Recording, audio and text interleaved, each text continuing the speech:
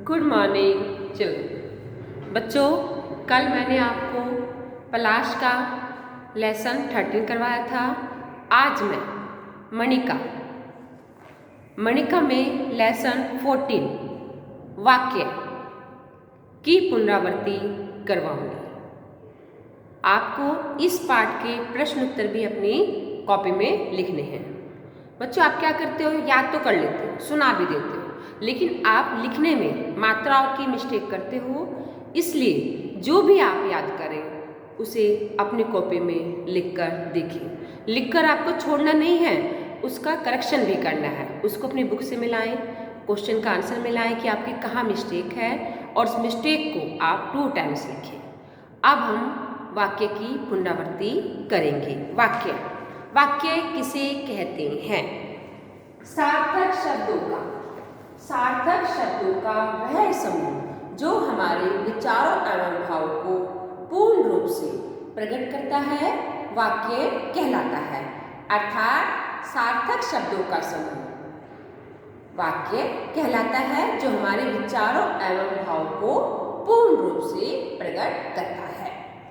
वाक्य के कितने भाग होते हैं? वाक्य के 2 अंग होते हैं। वाक्य के 2 अंग होते हैं।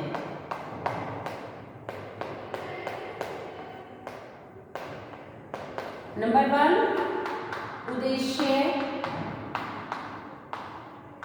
नंबर 2 विधेय। बच्चों, वाक्य के 2 अंग होते हैं, उद्देश्य और विधेय। उद्देश्य सब्जेक्ट, विधेय प्रेडिकेट। उद्देश्य को सब्जेक्ट कहते हैं और विधेय को प्रेडिकेट। अब हम पढ़ेंगे उद्देश्य क्या होता है। उद्देश्य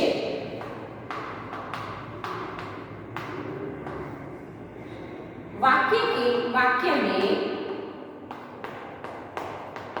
जिसके बारे में कुछ कहा जाए,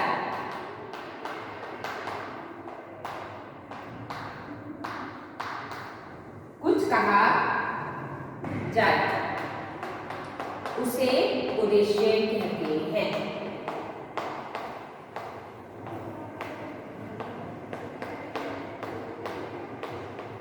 वाक्य में जिसके बारे में कुछ कहा जाता है उसे उद्देश्य कहते हैं।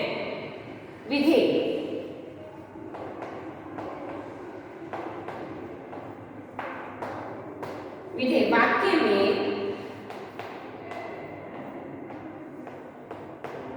वाक्य में उद्देश्य के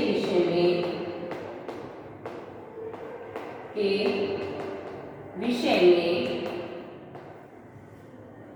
जो कुछ कहा जाता है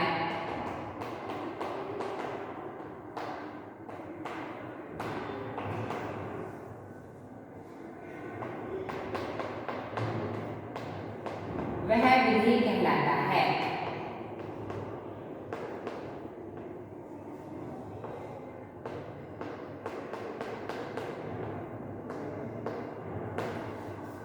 बच्चों देखो, सार्थक शब्दों का समूह वाक्य कहलाता है जो हमारे विचार एवं भाव को पूर्ण रूप से प्रकट करता है। और वाक्य के 2 अंग होते हैं, एक उद्देश्य, 2 विधेय। उद्देश्य को इंग्लिश में सब्जेक्ट और विधेय को प्रेडिकेट, कर्ता। उद्देश्य होता है कर्ता। उद्देश्य किसे कहते हैं? वाक्य में जिसके बारे में कुछ कहा जाता है उसे उद्देश्य कहते हैं।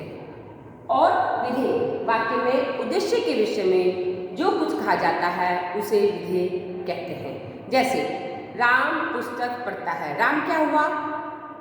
सब्जेक्ट यानी कि उद्देश्य। पुस्तक पढ़ता है क्या हुआ? विधेय। कौन कार्य कर रहा है? ये राम। तो ये हुआ विधेय यानी कि प्रेडिकेट। इसमें उद्देश्य हुआ राम, विधेय पुस्तक पढ़ रहा है, विधेय। बच्चों, इतना आपको समझ में आ गया होगा। अब हम करेंगे वाक्य के भेद। वाक्य के कितने भेद होते हैं? रचना के आधार पर और अर्थ के आधार पर। वाक्य कितने भेद हुए? रचना के आधार पर और अर्थ के आधार पर। वाक्य को दो आधारों पर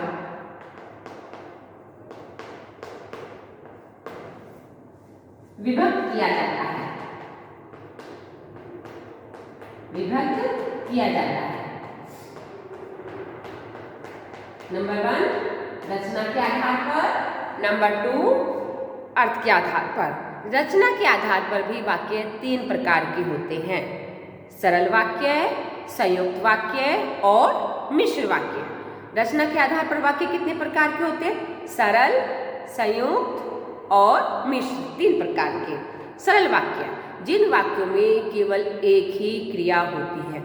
सरल वाक्य की क्या पहचान है? इसमें एक ही क्रिया होती है, उन्हें सरल वाक्य कहते हैं। जैसे सुधा घर जा रही है। सुधा क्या हुआ इसमें? उद्देश्य, सब्जेक्ट। घर जा रही है क्या हुआ? विधेय। ये हुआ सरल वाक्य, इसमें एक ही क्रिया है। संयुक्त वाक्य, ऐसा वाक्य जो दो उपवाक्यों को योजक शब्दों की सहायता से जोड़कर बनता है। ऐसा वाक्य जो दो उपवाक्यों को योजक शब्दों की सहायता से जोड़कर बनता है, संयुक्त वाक्य कहलाता है। इसमें दोनों उपवाक्य स्वतंत्र होते हैं। जैसे मैं कानपुर जाऊंगा तथा मेरे भैया कानपुर से यहाँ आएंगे। बच्चों दो वाक्य हैं और उनको जोड़ा गया है योजक की सहायता से। योजक क्या है इसमें? तथा। इसमें दो उपवाक्यों को योजक की सहायता से जोड़ा जाता है, वह कहलाता है संयुक्त वाक्य। मिश्र वाक्य, जिन वाक्यों में एक प्रधान होता है तथा उसमें उसके एक से अधिक आश्रित उपवाक्य होते हैं, उन्हें मिश्र वाक्य कहते हैं। जैसे वहाँ एक किताब रखी है जो मेरी है। बच्चों वहाँ एक किताब रखी है, वहाँ एक किताब रखी हुआ है, वो हुआ प्रधान वाक्य, और जो मेरी है ये हुआ उपवाक्य। सरल, संयुक्त, मिश्र। अब हम करेंगे अर्थ के आधार पर वाक्य। अर्थ के आधार पर वाक्य 8 प्रकार के होते हैं। विधानवाचक, जिन वाक्यों में किसी का बात या कार्य के होने की सूचना दी जाती है, उन्हें विधानवाचक वाक्य कहते हैं। जिन वाक्यों में किसी बात या कार्य की होने की सूचना मात्र दी जाती है, उन्हें विधानवाचक वाक्य कहते हैं। जैसे गाय दूध देती है। 2 निषेधवाचक, जिन वाक्यों में किसी बात या कार्य के न होने की सूचना होती है, कार्य के लिए ना किया जाता है, ऐसे वाक्यों को निषेधवाचक वाक्य कहते हैं। नेगेटिव, बच्चों इसमें नहीं होता है, वो होते हैं निषेधवाचक। प्रश्नवाचक, ऐसे वाक्यों को प्रश्न के द्वारा पूछा जाता है। लिखते समय इन वाक्यों के अंत में प्रश्नवाचक चिन्ह लगाए जाते हैं। प्रश्नवाचक वाक्य, तुम कहाँ जा रहे हो? प्रश्नवाचक वाक्य का चिन्ह बच्चों ये, ठीक है। अब है आज्ञावाचक, ऐसे वाक्यों में आज्ञा अथवा निर्देश दिया जाता है, इसलिए इन्हें आज्ञावाचक वाक्य कहते हैं। जैसे विद्यालय जाओ, अपना काम करो, सो जाओ, ये हुए आज्ञावाचक। इच्छावाचक, ऐसे वाक्यों में वक्ता या लेखक की इच्छा, आशा, शुभकामना अथवा श्राप का भाव व्यक्त होता है, इसलिए इन्हें इच्छावाचक वाक्य कहते हैं। जैसे मैं शुभकामना दे रही हूँ, तुम्हारी यात्रा मंगलमय हो। कई बार बच्चों आप कहते हो ना, काश आज स्कूल की छुट्टी हो जाती, कहते हो ना कि सब खुश हो रहे हो छुट्टियों में। अब है संदेहवाचक। संदेहवाचक में संदेह का बोध होता है। इन वाक्यों में संभावना होती है और संदेह या संभावना का बोध होता है, उन्हें संदेहवाचक वाक्य कहते हैं। शायद मैं कल ना आ सकूं। देखो बच्चों, इसमें संभावना हो गई और संदेह हो गया, हो भी सकता है काम, नहीं भी हो सकता। संकेतवाचक, इन वाक्यों में क्रिया का होना किसी शर्त पर निर्भर करता है, इसलिए इन्हें शर्त बोधक वाक्य भी कहते हैं।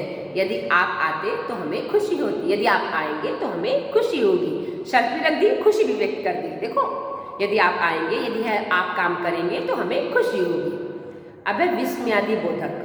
विस्मयादिवाचक वाक्य, इन वाक्यों में आश्चर्य, हर्ष, शोक, घृणा आदि का भाव प्रकट होता है, इसलिए इन्हें विस्मयादिवाचक वाक्य कहते हैं।